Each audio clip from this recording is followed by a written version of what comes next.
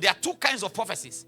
There are verbal prophecies spoken about Jesus and spoken about you. Straight, direct. The virgin shall be with child, and his name shall be Emmanuel, meaning God with us. Verbal prophecy. But number two, there is what we call dramatized prophecy. For instance, God calls a prophet called Hosea. He calls Hosea and tells him to go to the prostitute stand and woo a prostitute until they fall in love with you. He says, and then you will marry them, and then you will restore them. You see, because in those days, prostitution was very organized. They had association of prostitutes. They used to call them the women of Israel. It was Israel's women. Anybody had them. Nobody had them. So they were certified. That's why everyone could know Rahab was a prostitute. They had a quota. Anyone walking on that path, he says, my son, do not go the way of the prostitute. Because there was a way. When you see a man on that way, you know he's going to patronize a prostitute. Am I talking to somebody now? It was not like it is today where you don't know a prostitute. No. It was clear. So a prophet like Hosea would pick up a prostitute. Everyone in Israel know. So what some of you fail to understand is that you thought Hosea's wife was a prostitute all her life. No. She was a prostitute, and God sent Hosea to go to that place and get her, woo her, and then restore her. In other words, marry her and bring her back into dignity, and then give her unconditional love. The Bible says God told Hosea to love her unconditionally. And that is dramatized prophecy. When God says, I'm going to use... Now, think about what I'm sharing tonight. It is a beautiful story for you, but it was not such for Hosea.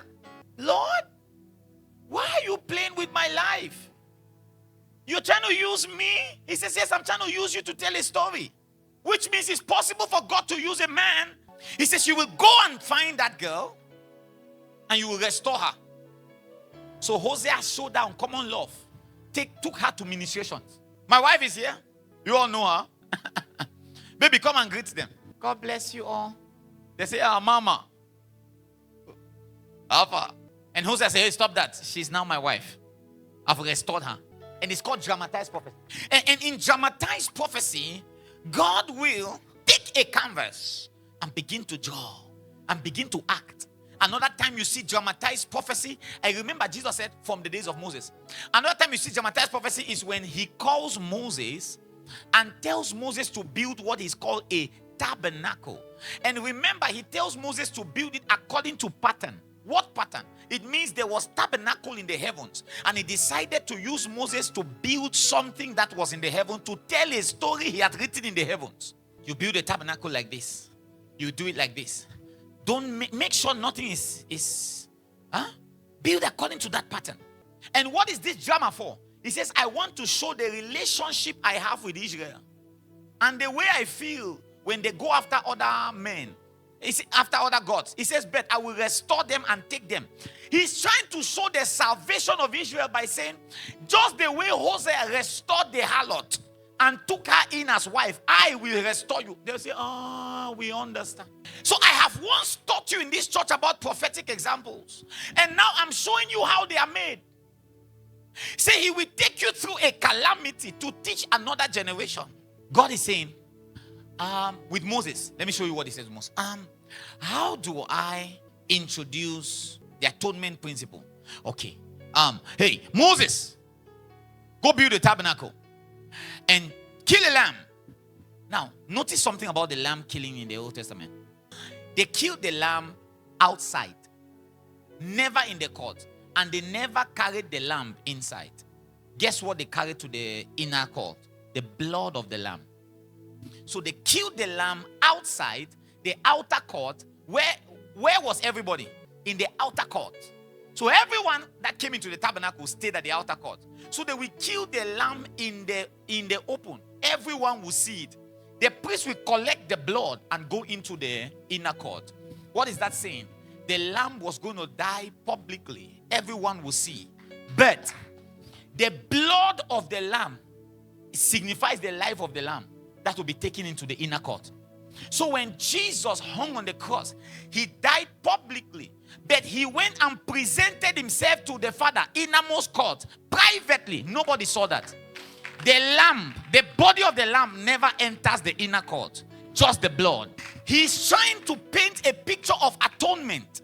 He tells Moses, and these people, all of this while, are thinking it is blood of lambs that is saving them. They didn't know that whole practice was just to teach them the power of the salvation that is coming in Jesus. This is not about lambs. I'm saying it. Somebody who did not understand this believed that the whole lamb thing, God requires that lamb to save you. But what entered the temple was the blood. I'm talking about intentionality. He says from Moses. So when Christ dies, they see his body in there. But the blood, which is the life, he took it to the real tabernacle. Because the one Moses built was according to a pattern of which one? There's another tabernacle up there. So he took the blood, which is the life, and presented it to the Father. Mary sees him. He says, don't touch me. I've not presented myself to the Father. He carries the blood and goes to the mercy seat up there at the real tabernacle. All this while, all Israel was doing was God trying to tell them a story about Jesus. This same thing was typified in the life of Joseph. So Joseph is living his life and is thinking that everything happening to him is his story. He didn't know that the canvas has been handed over to an artist and he's drawing a picture. So let's talk about Joseph. Joseph is sold as a slave.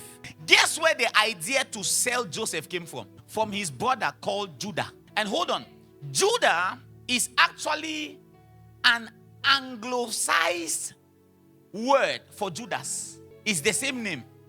Judas say, let us sell Joseph as slave. For how much? For 20 pieces of silver. The story of Joseph could have still gone on without the selling. But Joseph did not know that somewhere along his story, they had taken over his life and they were writing 20 pieces of silver. When Jesus came to the scene, guess who sold him? A brother called Judas for 30 pieces of silver. Exchange had gone up by 10. From the time of the writing to the time of Jesus, inflation had gone up, so they had to add 10 to give the same value that Joseph was sold. So Joseph finds himself in prison. And he finds himself in prison, and there are two people in the cell where he is. Remind me of those people. Number one, the baker, and number two, the cupbearer or the butler. And the two of them have dreams. Correct? And in interpreting the dream of both the baker and the cupbearer, Joseph says to the baker, in 3 days, you will be hung. And he tells the cupbearer, in 3 days, you will be restored. Now, the palace is a symbolism of heaven. The prison is a symbolism of earth and death of hell. He tells the bread, the baker, you will die. He tells the blood, you will get into heaven. And all this while, Joseph thinks, in 3 days, you will die. Joseph said, Joseph, cupbearer. The cup represents the blood. This is, listen, he did not say this is the blood of my new covenant. No, he said this is the cup of the New Testament. Cup written in my blood. That is what Jesus said. He didn't say this is my blood, the blood of the new and the everlasting covenant. That's what we say, but that's not what Jesus said. Jesus said this is the cup. Cupbearer says in 3 days you go to heaven. You'll be restored. But you, baker, in 3 days you die. Joseph is giving prophecy about the coming of Jesus. Which means God is telling a story about Jesus through the life of Joseph. Joseph is sold because he is a canvas. Joseph is in the prison because he is canvas. Can I give you one more person? He arises and tells Abraham, take your son, your only son, Isaac. Now listen to what he says. He says, Abraham, take your son, your only son, Isaac, and go up to the mount and there sacrifice him to me. All right? According to the kairos of God, when Abraham was moving with Isaac on this side of the mountain, a ram was moving freely on the other side of the mountain. He was coming from this side. A ram was walking across the other side. He gets to the mountain. He lifts up to stop. He says, hey, Abraham, the ram was caught in his ticket, held from his horns. Take this lamb. Behold, the Lamb of God that takes away the sins of the world. Many years later, theologians will tell us that the mount Jesus died is almost around the same place. Abraham was almost sacrificing his son Isaac. So that story would have still been complete without Abraham ever giving up Isaac. But Jesus needed to be revealed. So God needed to write a story.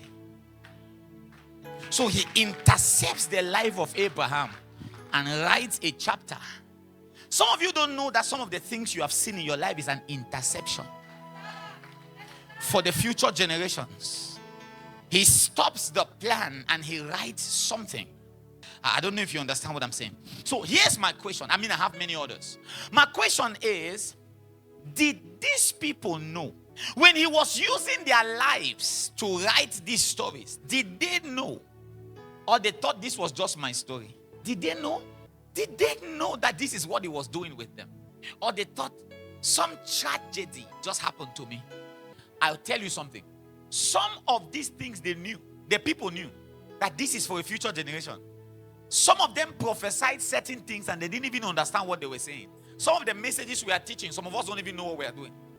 The sacrifices we're doing, we don't even know the full extent to it. That a generation will stand on the power of the sacrifices. You see, there are certain things happening to some people, and it's because of what he wants to communicate to future generations. And after you have suffered a little, he shall present you to himself. So I'm trying to tell you, your story fits perfectly in his picture. You are not disadvantaged. Your birth, the way it came, your tragedies, the failed marriage, the broken engagement, the loss. He was bringing you to this place where he can, through your life, show future generations what it means to walk with God.